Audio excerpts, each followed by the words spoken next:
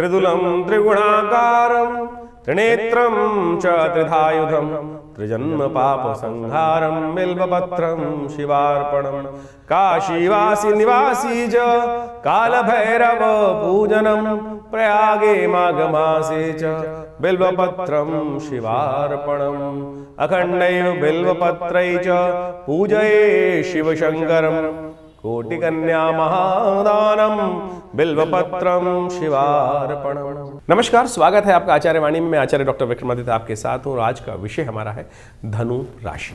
14 तारीख मंगलवार का अवसर, संक्रांति का अवसर है। मकर संक्रांति 144 साल बाद ये योग बनकर सूर्य परिवर्तन की तरफ जो योग बना है, जिसने महाकुंभ का निर्माण कर दिया है और उसका सुंदर पर्व है। इस दिन विशेष तौर पर कई ग्रह नक्षत्रों का परिवर्तन सूर्य परिवर्तन की तरफ जा रहे हैं। करीब करीब सुबह 8:56 पर सूर्य परिवर्तन का योग बनाएंगे और साथ साथ चंद्रमा जो हैं वो सुबह 4:30 बजे परिवर्तन का योग बना रहे हैं, जो आपकी मंगल के साथ बहुत सुंदर योग बनता दिखाई दे रहा है। और ये योग आपकी राशि के दृष्टिकोण समझें कि सूर्य का परिवर्तन होकर तो आपके लिए बहुत महत्वपूर्ण बन गया है और ऐसे में परिवर्तन जो है वो आपके लिए कल्याणकारी योग बनाएगा। बहुत अच्छे से मोटिवेशन का योग है और ऐसे में ध्यान रखिएगा, अच्छी बातें सोचने का प्रयास कीजिए। ये सूर्य की संक्रांति जो आपके लिए विशेष तौर पर धनु राशि वालों इस दिन मकर संक्रांति के रूप में उपस्थित हुई है, ये आपके लिए मनोवांछित लाभ का, फल का प्राप्ति कराने वाला योग बना रहा है। नेगेटिव मत सोचिएगा। जीवन साथियों को प्रसन्न, घर वालों को प्रसन्न रखें। जितना प्रसन्न रखेंगे, घर वाले जितने आपसे प्रसन्न रहेंगे ना, उतना आपकी उन्नति का योग बन जाएगा। और बाहर वाले आपके कई मामलों में नुकसान करने के योग बना सकते हैं, लेकिन घर वाले जो भी है वो आपके लिए बहुत लकी हैं। उनकी बातें सुने, उनका सम्मान करें और उनको प्रसन्न रखने का प्रयास करें। ये महीना जिस सूर्य जब तक यहाँ रहेगा आपके नाम हो सकता है, ये ध्यान रखते हुए कार्य कर लीजिएगा। ये आपके लिए सबसे श्रेष्ठ उपाय है, कुछ और करें ना करें, बस ये बात आपको ध्यान रखनी है। तो इस बात का करते हुए कार्य बहुत अच्छा रहेगा। आपके ग्रह नक्षत्रों के दृष्टिकोण से ये परिवर्तन का योग है और मकर संक्रांति का तो सुंदर पर्व बनके तैयार जो हुआ है वो आपके लिए बहुत ही कल्याणकारी है। ऐसे में आपकी राशि के दृष्टिकोण से आपको एक काम करना चाहिए, चना और चने की दाल होती है, चावल के साथ मिलाकर उसका दान करना चाहिए।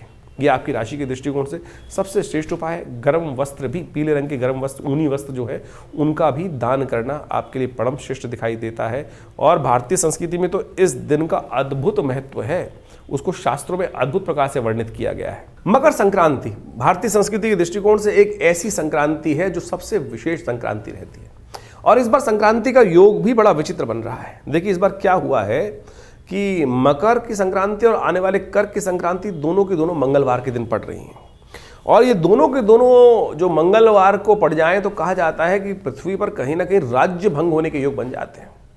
जी हाँ, राज्य भंग होने के योग बन जाते हैं। तो ये राजनीतिक दृष्टिकोण से तो ये ग्रह योग अच्छा नहीं दिखाई देता, लेकिन आपकी राशि के दृष्टिकोण से यदि हम बात करें तो वो तो आपको हम समझा ही रहे हैं। लेकिन सबसे पहले मकर संक्रांति का पुण्य जो है वो शास्त्र में अद्भुत रूप से वर्णित है। पृथ्वी जो है जिस प्रकार से वो अपनी धुरी पर घूमती है, वो मकर राशि में, मकर जब सूर्य में प्रवेश करते हैं इस दिन तो कहा जाता है कि उससे सूर्य उत्तरायण हो जाते हैं। आध्यात्मिक तौर पर इसका बड़ा महत्व है। गंगा का जब पदार्पण किस लिए हुआ था, वो रहस्य जो है वो हमको समझ में आना चाहिए। शास्त्र के दृष्टिकोण से इस दिन स्नान का महत्व बड़ा अद्भुत कहा गया है। कई प्रांतों के अंदर तो एक बहुत पुरानी कहावत चलती है, वो भी आपको याद कर लेनी चाहिए। मकर संक्रांति के दिन स्नान करने का बहुत पुण्य माना गया है और पूर्वज एक विशेष तौर पर बताते थे कि इस दिन सिर में एक विशेष बाल होता है और यदि इस दिन स्नान किया जाए वो इसी दिन भीगता है और उसके पुण्य प्राप्त करनी, इतना महत्व शास्त्र में बताया गया। पुराने ज़माने में तो यहाँ तक हमने सुना है कि कहा जाता था कि सिर में एक सोने का बाल होता है और वो इसी दिन स्नान करके पुण्य को प्राप्त करता है। यानी कारण तो यही रहा कि स्नान अवश्य करना चाहिए। सर्दी का मौसम चल रहा होता था, पुराने ज़माने की बात है, लोग जो स्थिति चलती थी, बहुत सारे लोग स्नान करने से भागते थे कई लोग। लेकिन माएँ जो थी पुराने ज़माने में किस प्रकार से लोगों को प्रोवोक करती थी। सोचिए कि भैया सोने का बाल होता है, इस दिन तो कम से कम नहीं नहा रहे हो तो कम से कम इस दिन तो अवश्य नहा लो। पुण्य जगाने का प्रयास किया। संक्रांति का इतना महत्व भारतीय संस्कृति में बताया गया है। एक और शास्त्र में कथा जो चलती है, महाराज भगीरथ जिस प्रकार से अथक प्रयास से भगवती गंगा को प्रसन्न करके, भगवान विष्णु को प्रसन्न करके उस गंगा को प्राप्त किए थे और भगवान जब शिव ने अपने शिरोधार्य किया, कहा जाता है कि अनेक वर्षों की उपासना करने के बाद भगीरथ से भगवान प्रसन्न हुए और भगवान ने उस गंगा को अपने सिर पर धारण किया। इसीलिए भारतीय संस्कृति में भगवान शंकर का जो मंत्र है वो सबसे श्रेष्ठ कहा जाता है।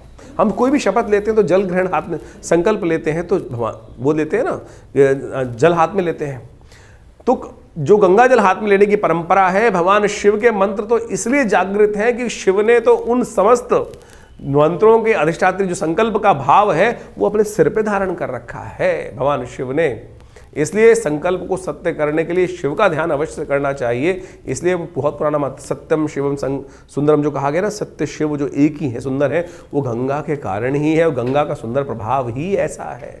तो कहा जाता है भगीरथ ने जो उपासना करी थी, अनेक पीढ़ियों से लगकर भगीरथ जी ने जो प्रयास भगीरथ के जो भाग्य जागे कि वो कारण क्या था कि सगर के पुत्र, जो सगर के 60,000 पुत्र थे, वो कपिल मुनि के श्राप से जो भस्म हो गए थे, उनकी मुक्ति का रास्ता नहीं मिल रहा था, गंगा को पदार्पण उसलिए कराया गया था। कहा जाता है इसी शुभ मुहूर्त में उत्तरायण जब हुए भगवान सूर्य, और इसी मकर संक्रांति के दिन भगीरथ जब गंगा लेकर चले थे भगवान शिव के यहाँ से, तो इसी दिन वो पाताल लोक में पहुँचते हैं।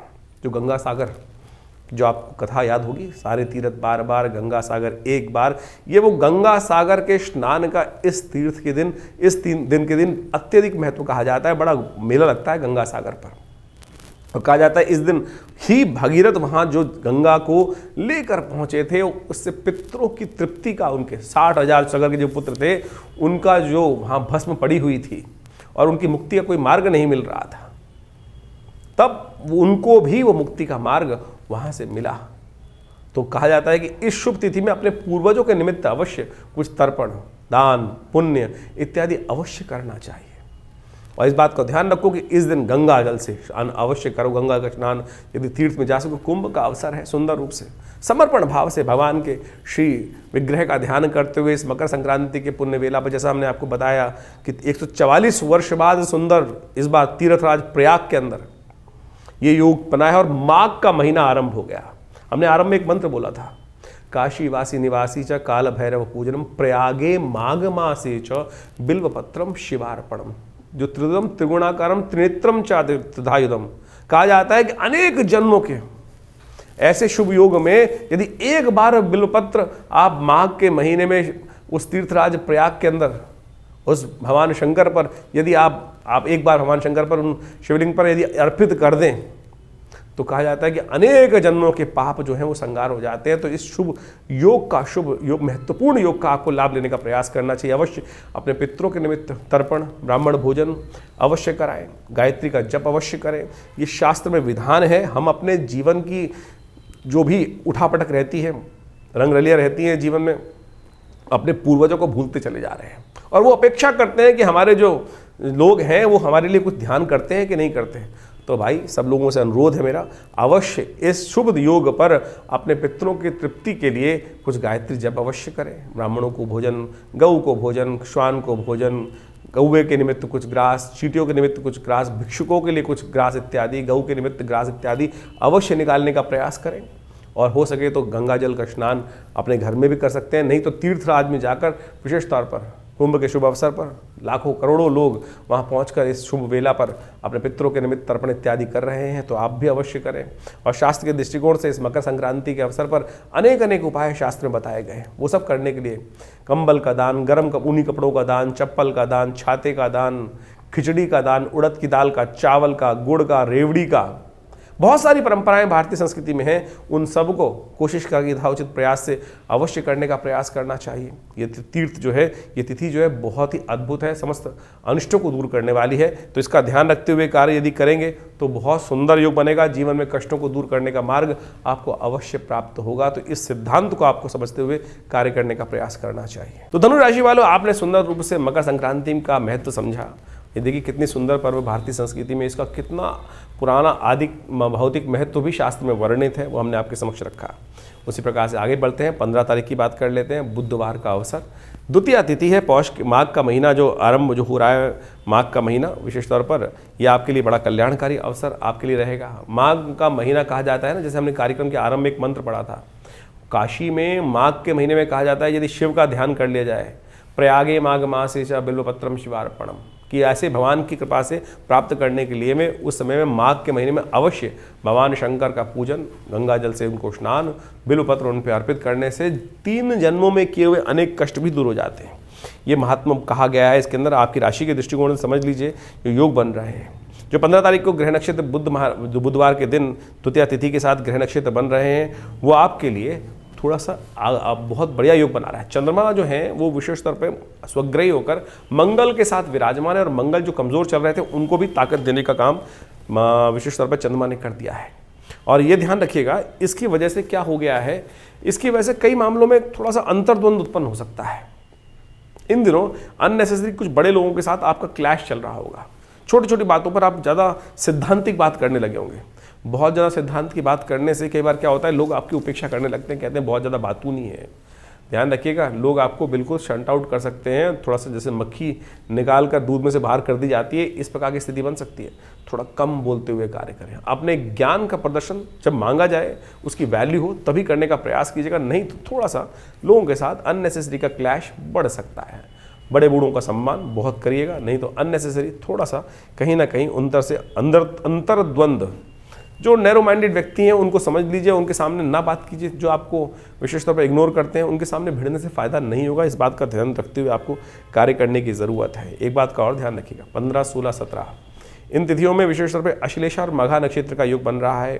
15 तारीख को मध्याह्न के उपरांत मध्याह्न काल से अश्लेषा नक्षत्र विद्यमान हो जाएगा, गंडमूल नक्षत्र के अंतर्गत आते हैं। तो ऐसे में इस समय में मूल शांति करवानी चाहिए जिन लोगों का जन्म हो, और उनको विशेष तौर पर 27 दिन तक मूल मंत्र का जप करना चाहिए। जिन लोगों ने पहले नहीं कराई है और अश्लेषा मघा नक्षत्र में उनका जन्म है, तो विशेष तौर पर इस दिन से लेकर 27 दिन तक मूल मंत्र से शांति कराकर अपने जीवन में चल रहे अप्रत्यक्ष कर्मों से, कष्टों से निवृत्ति का योग बना सकते हैं। ये करवा लेना चाहिए। 16 तारीख बृहस्पतिवार का अवसर, तृतीया तिथि है और इस दिन ग्रहों का परिवर्तन का योग जो बन रहा है, ये आपके भाग्य को जगाने वाला है, भाग्य में सरलता उत्पन्न करने वाला है। और कई बार क्या होता है, हम काम कर रहे होते हैं, हमको लगता है भाग्य से सपोर्ट नहीं मिल रही है। अब आने वाले 2-3 दिन जो हैं 16, 17, 18 आपको बने हुए कार्यों में और ज़्यादा भाग्य से सपोर्ट मिल सकता है। जिन कार्यों में पूर्ण करना है भाग्य से, उन मामलों में आपको अच्छी सपोर्ट मिलने के योग ग्रह नक्षत्रों के दृष्टिकोण से बनते दिखाई दे रहे हैं। तो इनका लाभ आपको लेने का प्रयास करना चाहिए। अपने माथे पर थोड़ा केसर का टीका या हल्दी का टीका अवश्य लगाएं, यह आपको लाभ देगा। और ध्यान रखिएगा, दोपहर से पहले नए कार्यों को आरंभ करने के लिए योग अच्छा है। दोपहर के बाद थोड़ा समय भारी दिखाई देता है, तो दोपहर से पहले नए कार्यों को जो पूर्ण करना चाहते हैं, आरंभ करना चाहते हैं, कर लें। 11:44 के बाद समय थोड़ा भारी दिखाई देता है आपकी राशि के दृष्टिकोण से। 17 तारीख शुक्रवार का अवसर, चतुर्थी तिथि इस दिन विद्यमान है। संकष्टी चतुर्थी और साथ साथ तिलकूट के रूप में इस तिथि को बड़े रूप से, व्यापक रूप से पूरे उत्तर भारत के अंदर बहुत सुंदर रूप से मनाया जाता है। माताएं अपनी संतान की उन्नति के लिए और कष्टों को दूर करने के लिए श्री गणेश से सुंदर प्रार्थना करती हैं। तिल का 6 प्रकार का प्रयोग इस दिन शास्त्र में वर्णित है। तिल का दान, तिल का से स्नान, तिल का मर्दन, तिल के तेल का दान, विशेष तौर पर तिल से ही यज्ञ, तिल का ही प्रसाद और तिल का ही भोजन। ये विशेष तौर पर कहा जाता है इम्यूनिटी को बढ़ाने वाला है। सर्दी का मौसम चल रहा होता है, ऐसे में इम्यूनिटी थोड़ी कम हो जाती है, बहुत सारी यूरिन संबंधी समस्या हो जाती हैं। तो ऐसे में तिल का प्रयोग शास्त्र में इसलिए वर्णित किया गया है कि उन सब चीज़ों से बहुत बढ़िया से आपके कष्टों को दूर करने के योग बन सकें। ग्रह नक्षत्रों के दृष्टिकोण से ये दिन आपके लिए ओवरऑल अच्छा दिखाई देता है। चंद्रमा भाग्य में चल रहे हैं और ये आने वाले समय में बहुत बढ़िया आपके कार्य में सफलता देने के योग बना रहे हैं। भाग्य सपोर्ट में है तो पूरी तरह से थोड़ी से अपने आप को अलर्ट, चंद्रमा के बिल्कुल सम्मुख बैठे हुए हैं शनि महाराज, वो भी स्वग्रही हैं, तो ऐसे में थोड़ा सा उपयोग कर लीजिए। बहुत बढ़िया नेगेटिविटी मन से हटा लीजिए। जितना नेगेटिव सोचोगे ना, इन दिनों ग्रह नक्षत्र ऐसे हो गए हैं आपके कि नेगेटिव सोचोगे तो नेगेटिव हो जाएगा, पॉजिटिव सोचोगे तो पॉजिटिव हो जाएगा। तो इस बात को समझ लीजिए, गांठ बांध लीजिए। आपकी राशि के दृष्टिकोण से ऐसा योग बना है धनु राशि वालों। तो एक बात, अगर हमारी बात मानो तो आने वाले 20-25 दिन तक नेगेटिव बात सोचनी बंद कर दो, पॉजिटिव सोचो और देखो पॉजिटिव आपके सामने घटने के योग बन रहे हैं। शायद कोई आपके सामने ये अवगत बताएगा नहीं, धनु राशि वालों के लिए ही ये योग बना हुआ है। समझ सको तो समझ लो, और न जो ना समझे तो फिर उनको हम क्या समझा सकते हैं। तो हम तो बताने के लिए ग्रह नक्षत्र आपके समक्ष हैं। ध्यान रखिएगा, श्री गणेश का ध्यान कर कर ये सुंदर योग का लाभ लीजिए। संकष्टी चतुर्थी है, आपके कष्ट दूर होंगे। 18 तारीख शनिवार का अवसर है। पंचमी तिथि इस दिन विद्यमान है और पंचमी इस बार वृद्धि की तरफ जा रही है। ग्रह नक्षत्रों के दृष्टिकोण से आपकी राशि में सुबह रात्रि में परिवर्तन का योग बनेगा। चंद्रमा परिवर्तित होकर बृहस्पति के बिल्कुल सम्मुख आके बैठ जाएंगे, बृहस्पति से दृष्ट हो जाएंगे और ये आपके लिए कार्य में सफलता देने का योग बनाएगा। चंद्रमा राज्य भाग में जाके बैठ गया है और आपके कार्यों को पूर्ण लाभ देने के लिए बृहस्पति से दृष्ट होकर बैठ गया है। ये आपके लिए बहुत अनुकूल उपयोग है। केतु के साथ चंद्रमा जो विद्यमान है, ये आपके लिए बहुत बढ़िया होने वाला है। बस शनि को थोड़ा समझा लीजिए। शनि क्या है, चलते चलाए काम में थोड़ी सी चार में पंचर कर देता है, क्योंकि पराक्रम वाले भाव में बैठा है, कहीं ना कहीं नेगेटिविटी भाव उत्पन्न कर देता है। धीरे धीरे रुको, बहुत तेज मत करो। अरे भाई, इस वक्त यदि गति नहीं पकड़ोगे तो कब पकड़ोगे? धनु राशि वालों, ट्रांजिट का टाइम है, फिर बचा कहाँ है समय? शनि महाराज तो भागते चले जा रहे हैं और फिर जाकर आपके लिए कई प्रकार की समस्याएं उत्पन्न कर देंगे अगली बार। तो अभी कर लो काम जो करना चाहते हो, फिर ढैया भी शुरू हो जाएगी। तो ऐसे में विशेष तौर पर अब पूरी तरह से जो कहते हैं ना, ज़रे बख्तर पहनकर तैयार होकर बैठ जाओ, वो समय आपके लिए चल रहा है। शनि का उपाय करना बहुत ज़रूरी है। और आपकी राशि के दृष्टिकोण से हमें सबसे श्रेष्ठ दिखाई देता है कि हनुमान जी को जाकर चोला चढ़ाएं, सिंदूर का चोला, थोड़ा देसी घी मिलाकर चढ़ाइए। देखिए बहुत बढ़िया से रास्ता बनेगा। गज केसरी योग रात्रि में बनकर तैयार हो जाएगा आपके लिए। 19 तारीख रविवार का अवसर, दिल्ली के पंचांग के अनुसार से पंचमी थोड़ी वृद्धि की तरफ चली गई है और यह आपके लिए अनुकूल परिस्थिति उत्पन्न कर रही है। आपके राशि के दृष्टिकोण से कई ग्रह आपके लिए बहुत अच्छे बने हुए हैं। ये 2-3 दिन जो से हमने कहा आपको, जो ग्रह नक्षत्र 18, 19, 20 बहुत बढ़िया है। इसको पूर्ण तरह से कार्यों को आपको यूटिलाइज करने का प्रयास करना चाहिए। और जैसे हमने अभी आपको समझा के चुके हैं ना, ये समय आपके लिए बहुत अनुकूल बना हुआ है। इस समय पूरा महीना जो आपके लिए बहुत पूरी एनर्जी के साथ ताकत देकर तैयार बैठा है, तो इसलिए आपको इसको यूटिलाइज करने का प्रयास करना चाहिए। रविवार के दिन आश्रम पर बड़ा यज्ञ रहता है, नवग्रह शांति महायज्ञ, गायत्री महायज्ञ। उसमें आप बैठेंगे तो ये जो नेगेटिव थोड़े से ग्रह कमज़ोर चल रहे हैं, थोड़ा सा मंगल भी अब अस्त होने जा रहा है। मंगल तो विशेष तौर पर वक्री चल रहा है, बुध अस्त होने जा रहा है आपकी राशि में जो बैठा हुआ ग्रह है, और वो चीज़ों को थोड़ा सा डिसबैलेंस कर देगा। तो इसलिए विशेष तौर पर आश्रम में जो रविवार को नवग्रह शांति महायज्ञ है, उसमें आप सम्मिलित हो सकते हैं। उसमें सम्मिलित होने के लिए जो व्यवस्था है वो फ़ोन पर जान सकते हैं आप।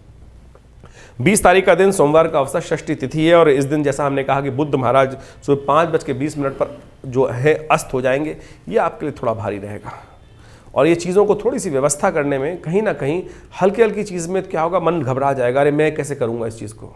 मन करने के थोड़ा बुध को कारण है, केवल बुध जो है वो अस्त हो रहा है, मंगल जो है नीच का है, और 1-2 दिन बाद मंगल तो बदल जाएगा, लेकिन बुध अभी लगातार परेशान करेगा। तो बुध को थोड़ी शक्ति देनी पड़ेगी। हरी चीज़ों का दान विशेष तौर पर करने का प्रयास कीजिए। थोड़ा सा गाय को पालक डलवा दीजिए। ये बुध का अस्त होना ठीक नहीं है, इसके लिए अच्छे से विवेचना करें, चीज़ों को समझें तो लाभ होगा।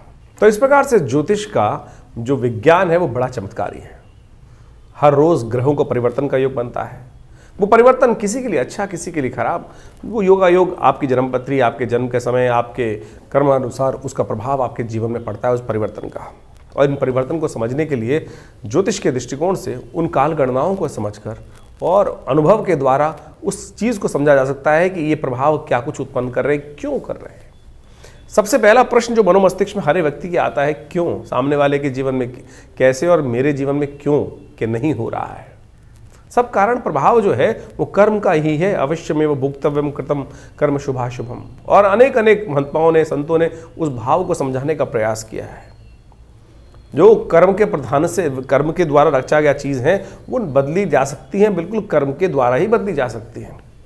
ज्योतिष तो काल गणना को पढ़ने का तरीका है कि किस प्रकार की जो हवाएं हैं, किस प्रकार का वातावरण है, कैसा कैसा बनेगा। लेकिन उसके बाद भी यदि समस्त ग्रह खराब भी हैं, तब भी आप अपने कर्म को सुधार कर उस उपाय को जो हम करते हैं, जो शास्त्र के दृष्टिकोण से बहुत विभिन्न उपाय शास्त्रों में वर्णित रहते हैं और अनुभव के द्वारा संत महात्मा गुरुजन इत्यादि बताते हैं, वो कर्म को बदलने का ही तरीका है। और आप इस बात को समझे, बहुत सारे लोग जिस प्रकार से ज्योतिष के ऊपर कुछ व्यंग भी उपस्थित कर देते हैं। अरे भाई, ज्योतिष तो काल गणना को बता सकता है और समझा सकता है आपको, और यदि कोई बदलना चाहे तो उसको बदल भी सकता है। उसके लिए सबसे पहले धैर्य की आवश्यकता है, विश्वास की आवश्यकता है। तो इस बात को हम समझें तो बहुत अच्छा रहेगा। जितनी जल्दी समझ लें वो अच्छा है, आपके लिए भी जीवन में कल्याण का योग बन सकता है। बहुत सारे लोग समय समय पर अपने अनुभवों को हमारे साथ, हमारे आश्रम पर आके साझा करते रहते हैं, और उससे जीवन में जो जिस प्रकार का हम कार्य कर रहे हैं उसमें भी हमें विश्वास जागता है, हमें भी विश्वास जागता है कि कैसे वो काल गणनाएं थी और कैसे वो विचित्र तौर पर स्थिर रूप से जीवन में घटना घटी और कैसे उससे बदला भी गया। बहुत बार गणनाएं देखी गई और उस पर प्रभाव भी देखे गए। भविष्य को बदला जा सकता है बिल्कुल। जो हम हर रोज़ नित्य प्रति आपको आपके भविष्य को देखकर, आपकी राशि के अनुसार से देखकर, उसके साथ साथ बहुत सारे उपाय जो शास्त्र में वर्णित उपाय हैं, पुराण इत्यादि ग्रंथों में वर्णित उपाय हैं, वो आपके समक्ष रखते ही हैं। और जो अभी समय चल रहा है, कुंभ का समय चल रहा है, 144 वर्ष बाद इतना सुंदर कुंभ का युग बना जिसको महाकुंभ कहा जाता है। ये एक ऐसा विषय है, एक ऐसा चीज है कि आप समझें कि जो लाखों जन्मों का जो भार है वो 1 सेकंड में काट सकते हैं। किसी को चमत्कार देखना हो तो इस भाव को समझे। और अगर कहीं ऐसे लाखों लोग, करोड़ों लोग, करीब करीब इस बार अंदाजा है 50 करोड़ आदमी, 45 करोड़ आदमी वहां डुबकी लगा के जाएगा। विचार उठता है मन में लोगों के साथ, आपके मन में उठता होगा कि कैसे वो डुबकी आपके कष्टों को दूर कर देगी, कैसे कर देगी एक डुबकी, और उससे व्यक्ति का कैसे समर्पण, कैसे जीवन बदल देगी। देखिए ये भारतीय संस्कृति का चमत्कार है। कितना सरल शास्त्र ने, हमारे योगियों ने, संतों ने, महात्माओं ने उस विषय को रख दिया है कि केवल एक डुबकी लगाकर आप अपने समस्त किए जो भी कर्म हैं, जो भी दुष्कर्म है, उनसे निवृत्ति प्राप्त करने का रास्ता बना सकते हो। लेकिन समर्पण भाव से वो डुबकी तो हो। लोग तो जाते हैं केवल बगुला स्नान करके आए थे, कट कर आ गए। समर्पण क्या हुआ? समर्पण का मतलब वास्तविक तौर पे समझे कि कुंभ के द्वारा, उस डुबकी के द्वारा उस समर्पण का वास्तविक अर्थ हम समझ सकते हैं।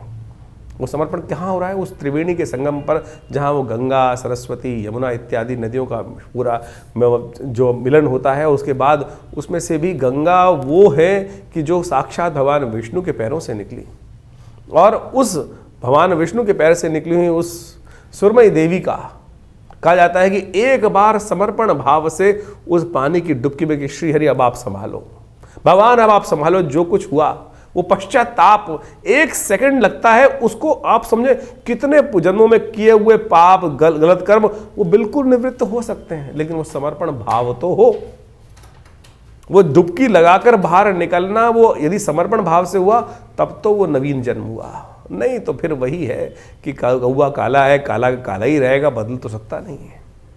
लेकिन सिद्धांतिक तौर पर, भारतीय संस्कृति के विज्ञान के तौर पर, अध्यात्म के दृष्टिकोण से यदि वहाँ समर्पित भाव से बिल्कुल तटस्थ होकर उस शुभ मुहूर्त में, जो ये पूरा काल है, माघ का पूरा महीना और साथ साथ फागुन का कुछ महीने 15 दिन का जो समय रहेगा, उस समय में यदि आप उस श्रेष्ठ समय में भगवान का भजन करते हुए श्री हरि के श्री चरणों में उस निकली देवसुरी गंगा के पावन सानिध्य में जाकर एक डुबकी उस मुहूर्त में लगा लेंगे श्री हरि का स्मरण करते हुए, तो सोचें जैसे द्रौपदी के जीवन के कष्ट हर गए, उस जो गज के जीवन के कष्ट जो चल रहे थे, जो ग्राह ने गस रखा था, केवल एक बार श्री हरि का सुंदर स्मरण करने से कि अब तो जीवन हारे है श्री हरि, अब संभालो, ये भाव यदि रख पाए तब तो कुछ समर्पण हुआ, वही वो तो उपाय हुआ। लेकिन बाकी सब तो क्या हुआ कि सब कुछ जमा घटा का खेल करते चले जा रहे हैं, तब फिर कुछ नहीं बदलने वाला। तो ये तो हमने ज्योतिष को और अध्यात्म के साथ आपको समझने का प्रयास करना चाहिए, उसके बारे में विवेचना उपस्थित करी। तो आपने आपकी राशि के दृष्टिकोण से जो कुछ प्रभाव है वो आप नित्य प्रति हमारे साथ जुड़ते ही हैं। और इसके अलावा आपके मन में भी कोई प्रश्न चल रहे हो तो चिंता ना करें, ये हमारा जो कार्यक्रम है आपके साथ हमेशा रहता ही है, और आपके प्रश्नों का समाधान भी हम लगातार देने का प्रयास करते हैं। बहुत सारे लोगों के कार्यक्रम में हमारे व्हाट्सएप मैसेज भी आ रहे हैं और लगातार प्रश्नों के समाधान हमारे यहाँ से दिए भी जा रहे हैं, लेकिन इतना समय नहीं होता है कि हर व्यक्ति के प्रश्नों का समाधान हम देने का प्रयास करें। विभिन्न समय पर आश्रम में रविवार को जो कार्यक्रम होता है उसमें भी आप आकर बैठ सकते हैं और यज्ञ में भाग ले सकते हैं, और वहाँ भी जो प्रत्यक्ष रूप से मिलने का प्रयास करेंगे तो अच्छा रहेगा।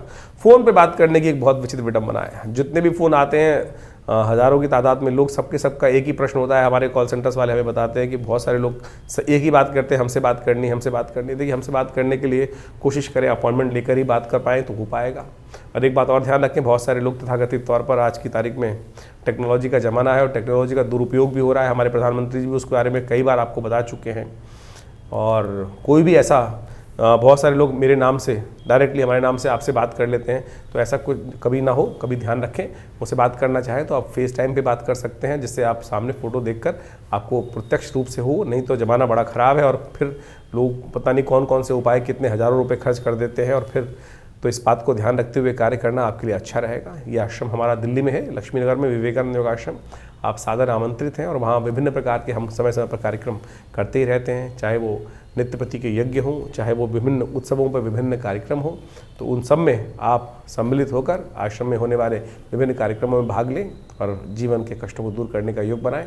धन्यवाद, नमस्कार।